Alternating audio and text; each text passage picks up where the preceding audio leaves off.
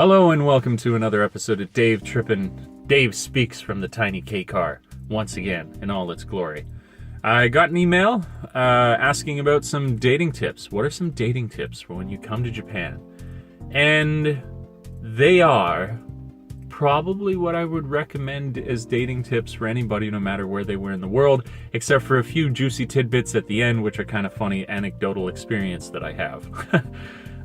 So first and foremost, if you want to meet somebody, if you want to have a relationship, what do? You be social, of course. And so the question, I guess, though, is how can I be social in a country where I may not yet know the language? And the answer to that is simple. We have so many things available to us nowadays that our forefathers and foremothers did not definitely have access to. And that's like Tinder and Facebook and all these different social applications that you have access to. Facebook is probably number one. And I know that people kind of hate on Tinder because they say, oh, it's only physical, but there's nobody got a gun to your head that if you match with somebody that when you meet them, you can't just meet them and see if it only goes skin deep. You can meet them and see if you actually have a connection. I figure meeting someone is meeting someone. Yeah, in one context you did it in a more immediate proximity and not immediately based on how they looked, but whatever, you can change the outcome of the physical appearance as soon as you meet them, whether it's like really important to you or isn't.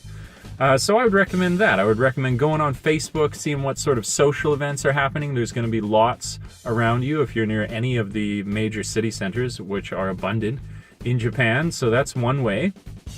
And usually these kinds of things will be like an international event, and so you don't need to worry so much about the fact that you're in a country where English is not the first language, or whatever language that you come from.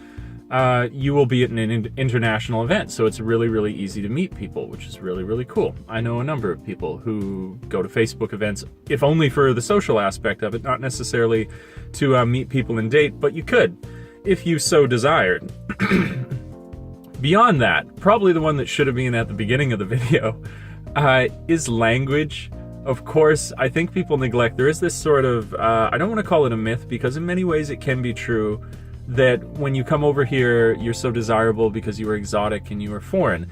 That's true, but that runs into a harsh roadblock if you meet this person who finds you incredibly desirable, but then can't speak to you. So in many ways, foreigners fall into this sort of like fantasy role where it's like, oh, foreigners are hot, I'm interested in foreigners, they're so unique and exotic, like they might be in your home country, but it's then kind of reserved to that shelf in your mind for fantasy, where the reality is, though, you could never ever communicate properly, so you couldn't have a relationship. So first and foremost, really, really try and understand the language. Make an effort. That's going to help you for 1,000 reasons beyond the dating aspect of being here, but of course the language is going to be a great help.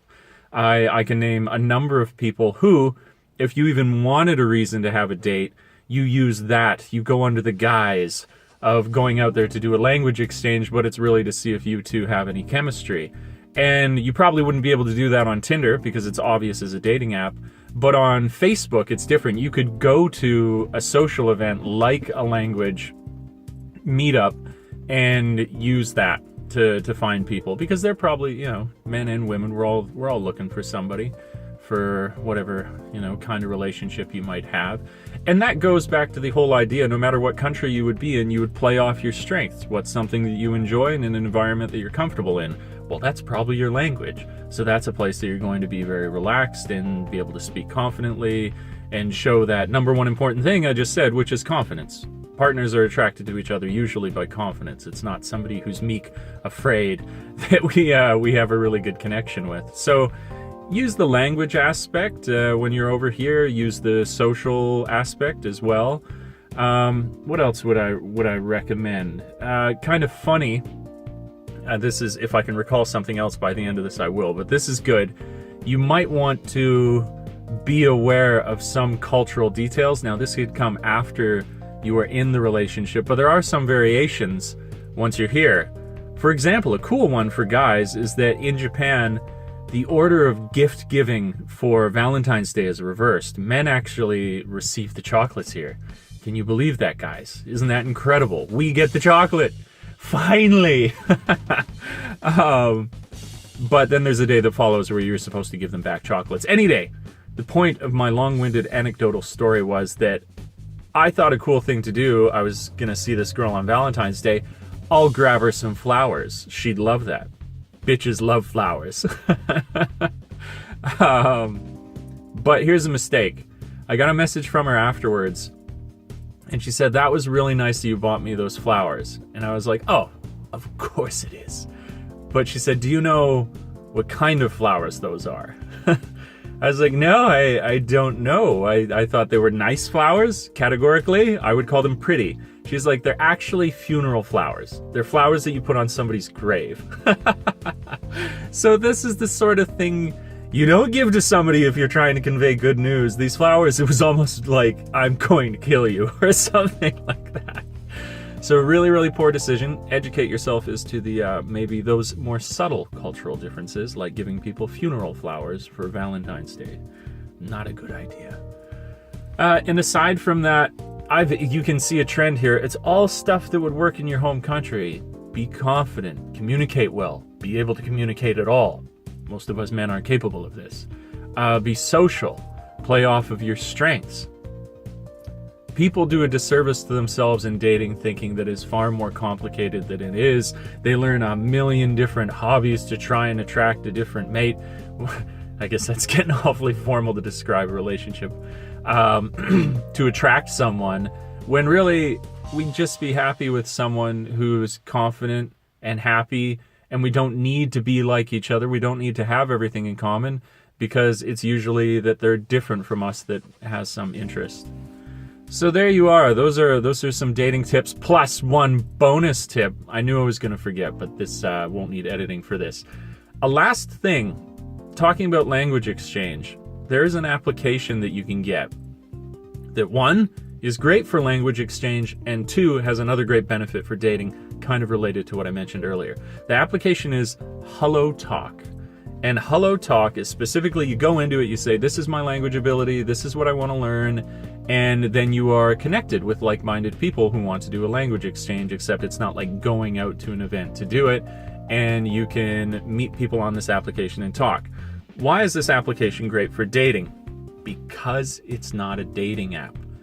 Because it doesn't have that same stigma attached to it, which something like Tinder has, people can more easily connect to you because they don't feel like you're eyeing them up like you're desperately thirsty or hungry for your next meal or drink, and so are more willing to create a genuine connection with you. And there's other more subtle details, like the profile picture on it is only small and will not allow you to enlarge it, even further reinforcing this idea that you are on there for language exchange.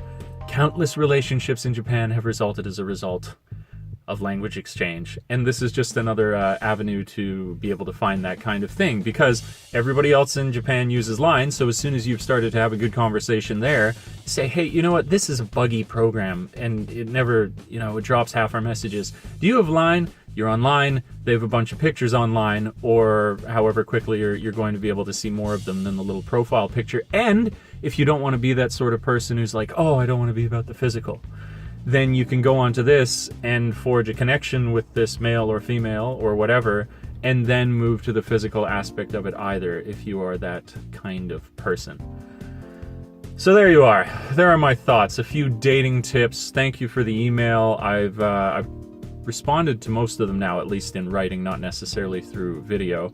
But do write me a question if you have any questions about life, Japan living, teaching, anything. Maybe you just need somebody to talk to. I'm here for you. But yeah, please do as well, if you enjoy videos like this, smack that like button. I can't speak today. Show me some love. Subscribe to the channel if you want to catch more videos like this. And check out my gaming channel, should that be something that interests you. We're almost done Life is Strange. It's amazing. The feels are deep. And I will catch you guys in the next video. Ciao for now.